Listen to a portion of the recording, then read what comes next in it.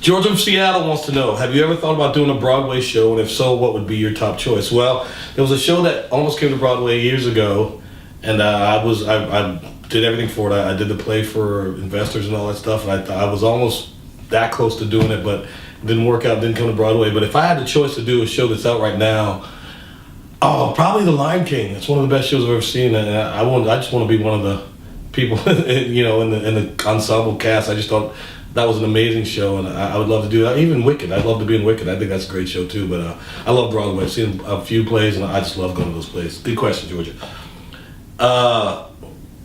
Morgan from Ladera Ranch wants to know, what is your overall favorite song you've written? Oh man, Morgan, they're like my kids.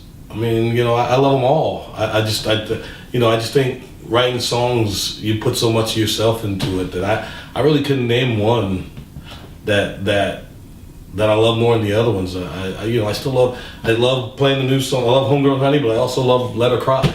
I still love, so that's 30 years between writing those two songs. So they're like my kids. I couldn't tell you which one's my favorite. Linda from Butler wants to know, what does country music mean to you?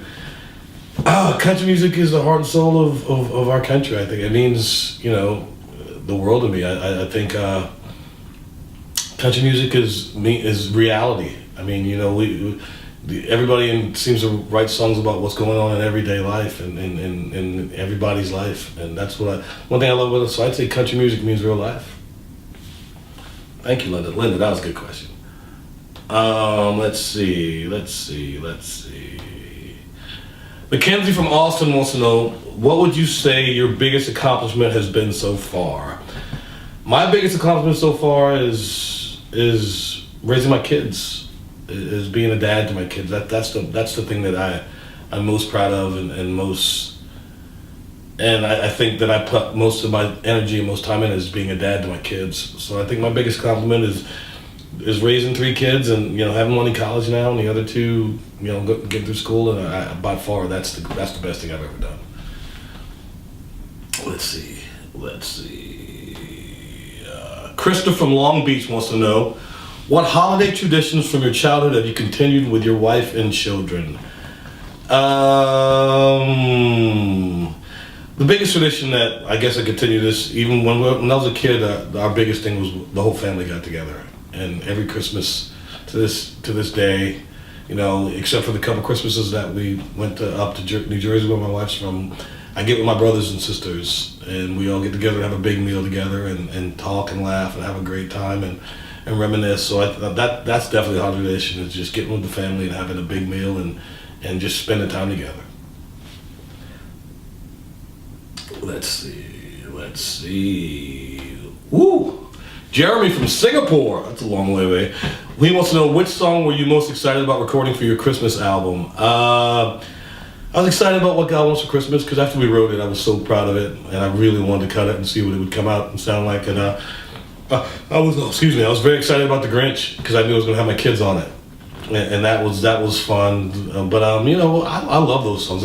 Every song on that record meant something to me. Either growing up, either singing it in choir or some album that it was on that meant the world to me, because we heard it all the time. So all the songs mean a lot to me, but I think the song I was most excited to record was What God Wants for Christmas. Oh, goodness. Wow, Susan from Belfast.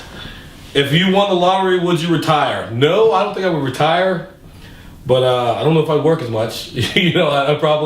I was away from home last year in 2014. I was away from home something like 220 days or something, and that's just a lot. That's a lot to be leaving the family and coming back and being away from the family. So I definitely would retire, but I don't think I'd work as much. That's for sure.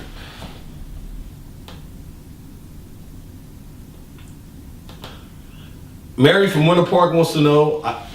Mary from Winter Park says, I would love to know what your favorite Christmas song is.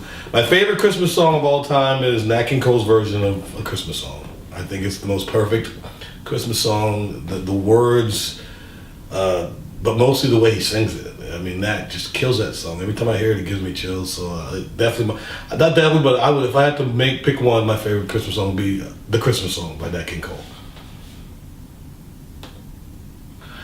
Here we go. Robert from England wants to know, says, you and your band seem so happy when performing in Europe recently. We had a blast. Do you enjoy performing over here just as much as back in the U.S.? Oh, absolutely. I love to play music.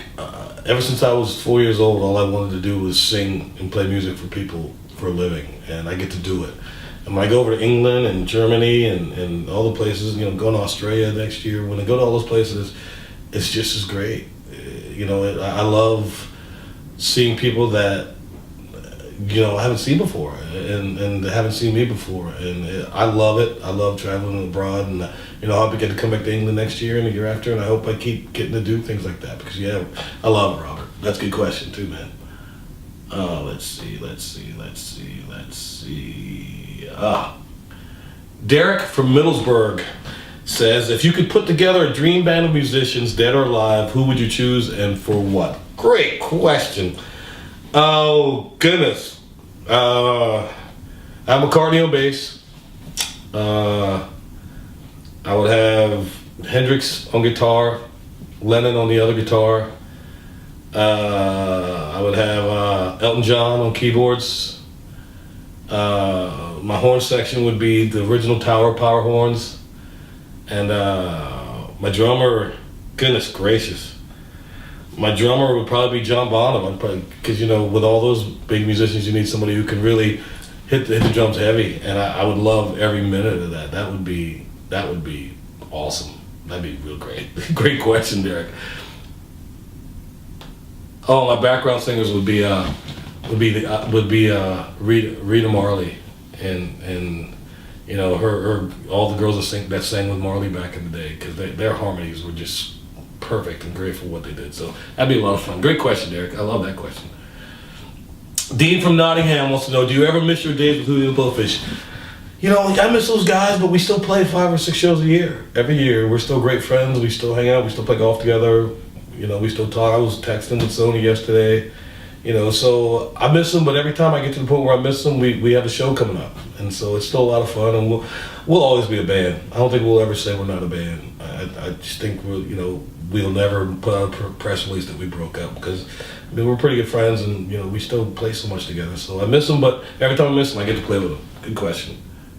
Let's see. Amy from St. Augustine wants to know, what's your favorite holiday snack? Eggnog. I love eggnog.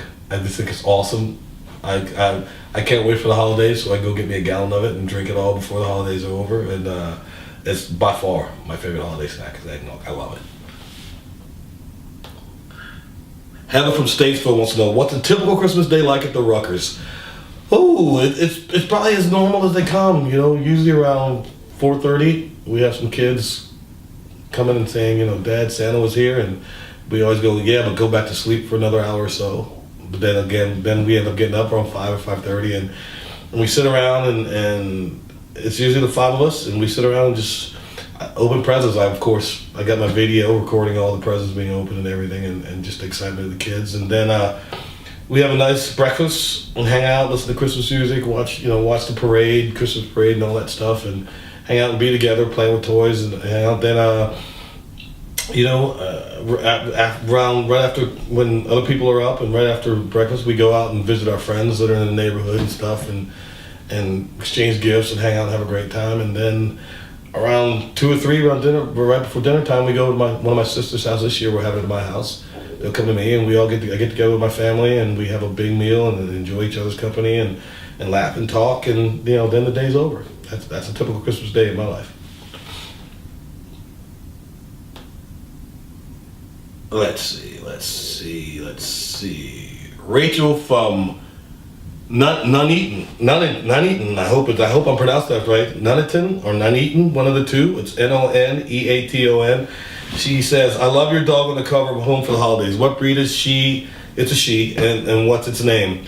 Her name is Shula, named after the great coach Don Shula of the Miami Dolphins and other teams. And she is what she called a Coton de Terre, which I don't know where that came from. My bass player, John Mason, breeded him back when we first started playing together, and so I got it from John. But she's the smartest dog I've ever known without having any training. She's smart. She does all the stuff, roll over and heel and stay and all the stuff you wanted to do without ever training her to do it. And she's our little, we love Shula. And when we took that picture, I'm taking pictures and she just comes up and she stands next to me and we didn't, I didn't grab her. She just comes next to me. And my wife was like, "Shula, get out of the picture." And she just looked at my wife like, "I'm getting this picture."